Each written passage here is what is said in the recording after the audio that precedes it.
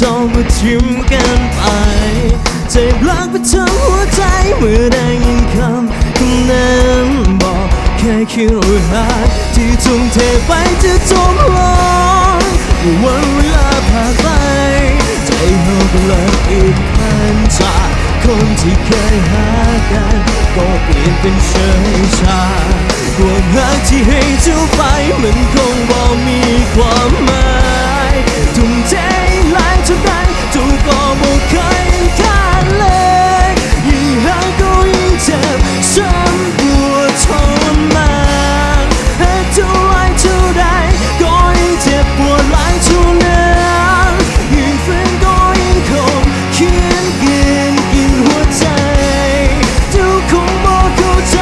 ความรู้สึกของเขา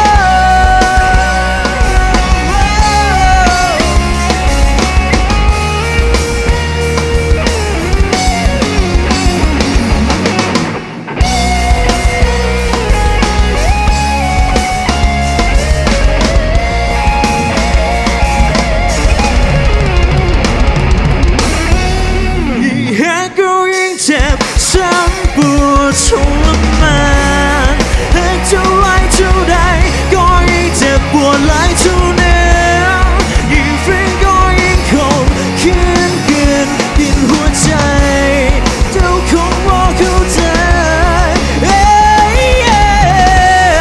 ยิ่งห่างก็ยิ่งเจ็บช้ำปวดทรมานเท่าไรเท่าใดก็ยิ่งเจ็บปวดหลายเท่านั้น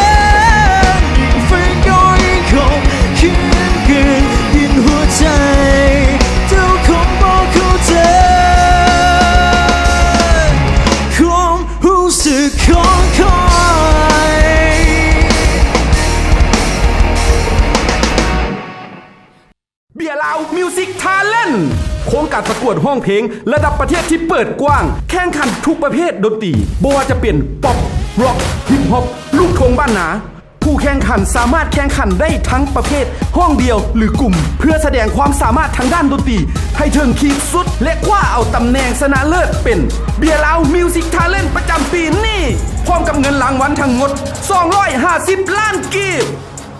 แม่นไผ่จะเป็นเบียร์ลาวมิวสิกทาเลนต์ประจำปีนี้